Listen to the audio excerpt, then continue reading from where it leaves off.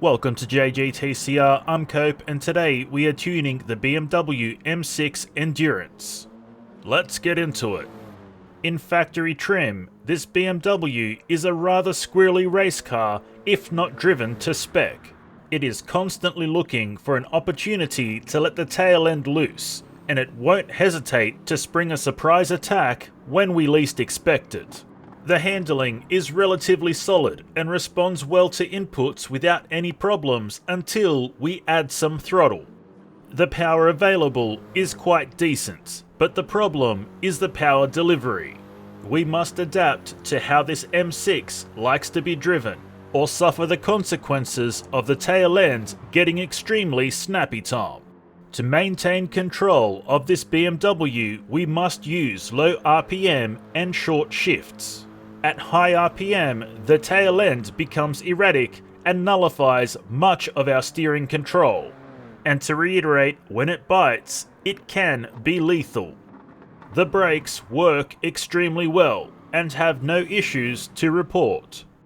Let's collect our time. 6 minutes, 31.4 seconds. And now the race tune. The M3 GT3 endurance model is moody through and through. No matter which approach we took to tuning, there was always an issue that remained.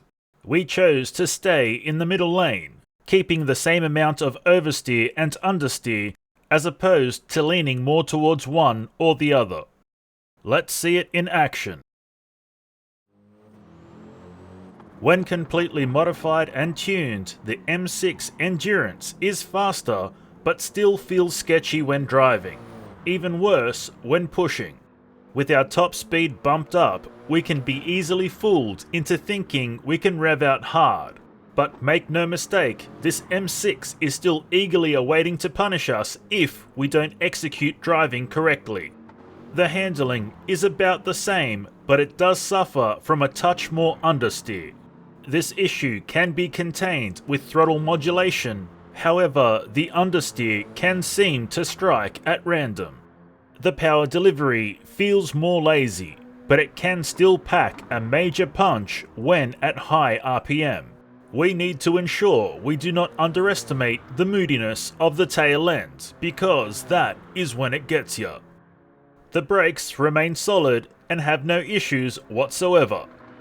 Let's collect our time. 6 minutes, 9.3 seconds. On to the drift tune.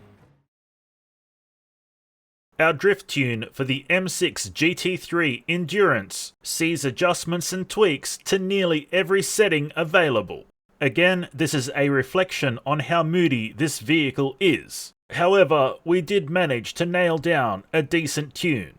Let's see it in action drifting Suzuka. The BMW M6 GT3 Endurance model is a moody race car and also a moody drift car.